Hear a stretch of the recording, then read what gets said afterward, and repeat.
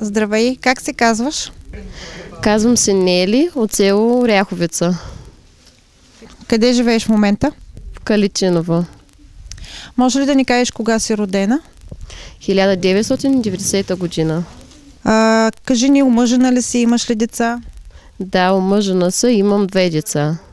Аз съм вярваща от 4 години. В Исус Христос вярвам. В живия Исус Христос, който е. Аз вярвам в Бог. Бог е жив и реален. Аз ходя в църква Мисия от 4 години. Село Оряховица. Ние идва от няколко години в църквата в село Оряховица. Ние вярваме в Исус Христос, че Той е нашия Господ и Спасител, че Той умря на кръста за наши грехове и там прикова и болести, страданията, които мъчат човешкото естество. Бог е нашето спасение. Бог е за нас Бог на спасителните дела. И при Господ Бог са изходите и пътища от смъртта.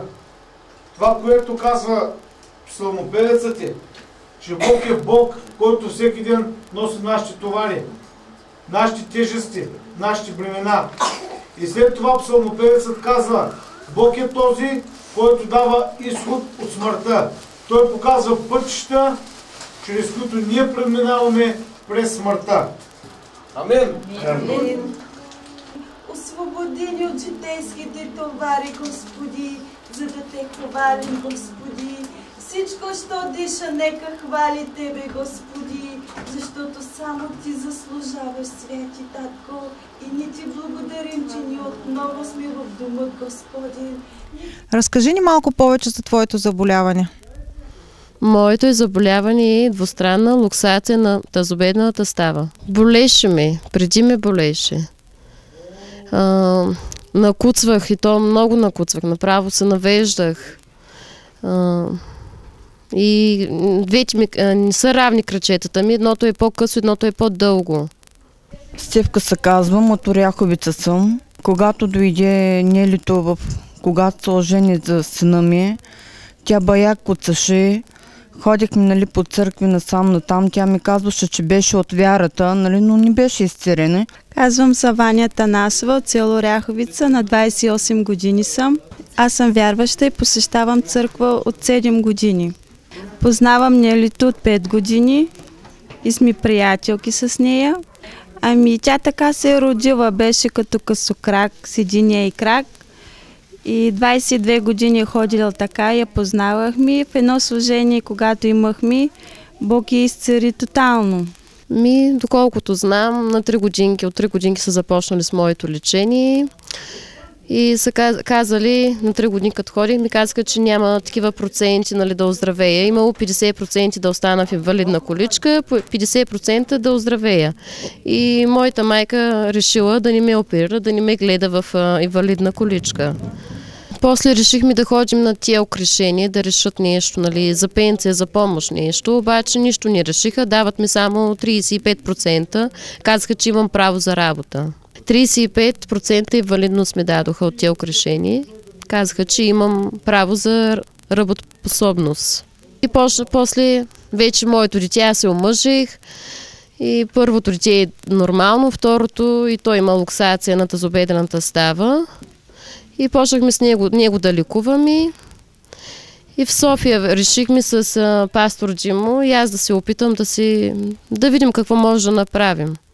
И ходих при този доцент Стефанов. Доцента като отида направихме снимка, поиска да направим снимка и погледна снимката и каза, че нищо не може да се направи. Ако нещо реша за операция, много е опасна, няма да може да оцелея, защото ставите ми са много износени и не може. Трябвало да се сменят, да се сложат други и не може.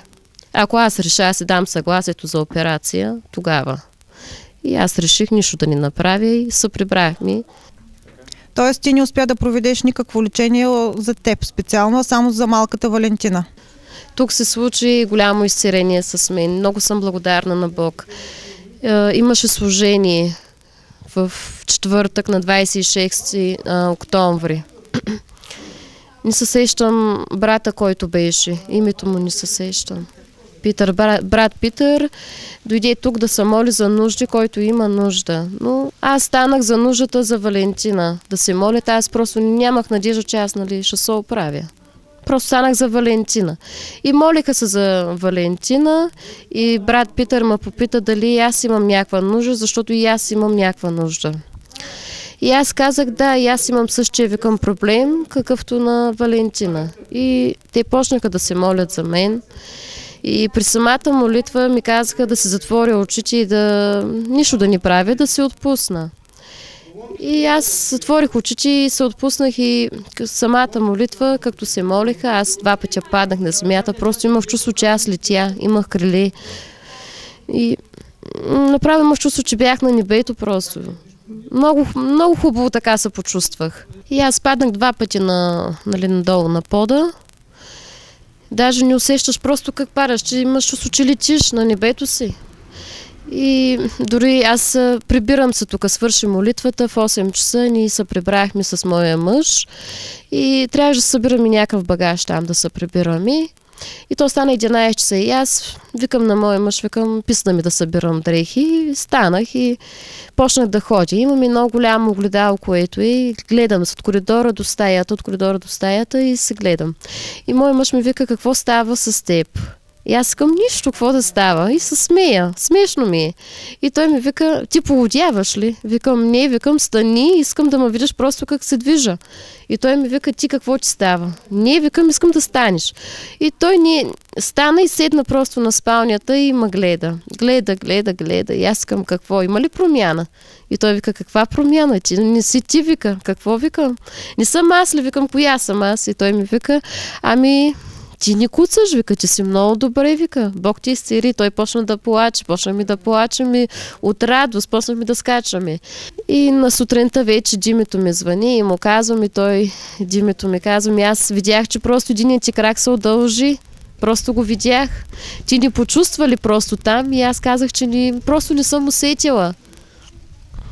И заминахме на първи или кога беше, заминахме за София да махнат гипса на Валентина. Отидахме в петък на 27 октомври при нашото джипи да ми даде направление за София. Дадаха ми направление и аз викам на моето джипи, имам голяма радост да ти кажа. Той вика, кажи какво. Ами, случи се нещо с мен. И той вика, кажи какво. Ами аз просто викам, не куцам, Бог е велик. Какво става с теб?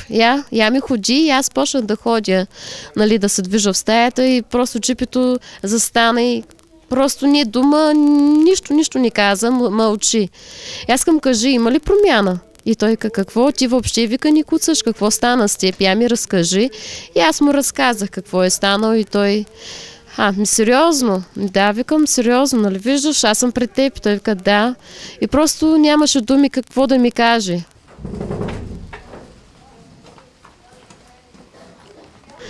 И заминахме за София и казах там и на другите майки, които бяха, казах и на сестрите, които бяха и те просто гледат ме и се радват и постоянно ме питат. Където ме видят в коридора, не е ли то? Какво става, бе, майче, как си? Много съм добре, викам, Бог ми изцели, Бог е велик. Сестра Нела мина през доста трудно време. Нейната история е така доста покъртителна. От 22 годишна възраст тя имаше вроден дефект, който причиняваше голяма трудност относно нейното ходене и когато се натоваряше крака, изпитваше болка. В продължение на 4 години тя посещава, 4-5 години тя посещава нашата църква и в интерес на истината даде един добър пример за устояване, защото изцелението така не дойде през тези 4 години, но преди 15-20 дена Бог направи голямо чудо. И по време на едно богослужение Бог я посети много силно и нейният проблем вече не е проблем. Тя ходи нормално и това, което беше невъзможно за лекарите, за медицината, за Бог е възможно и чудото с нея стана. Така че за нас е голяма радост да представим това невероятно дело на Господ в нейния живот и нека то наистина да послужи за насърчение и за благословение на всички хора, които имат проблеми и болести в своя живот. ние стъпваме на Божието Слово и в Откровение се казва, че ние побеждаваме дявола чрез кръвта на агнето и чрез силата на нашето свидетелстване. Вие сами ще видите свидетелство, което сестра Нела има, сами ще видите, че Бог е жив и реален. И Исус е същия вчера, днес и завинаги. Неговата ръка на милост не е продължила да ни върши чудеса. Все още Той е същият Бог любящ и милостив. Бог, който е винаги готов да ни помогне по всяко едно време. Така че за мен е огромна радост да бъдем съпричастни с тая радост, която споходи нашата църква. Но да благодаря на Бог сега в последния път, когато дойдоха, и изцелил нацяло. Абсолютно никакво куцане не гледам в нея. Кръка и порасна.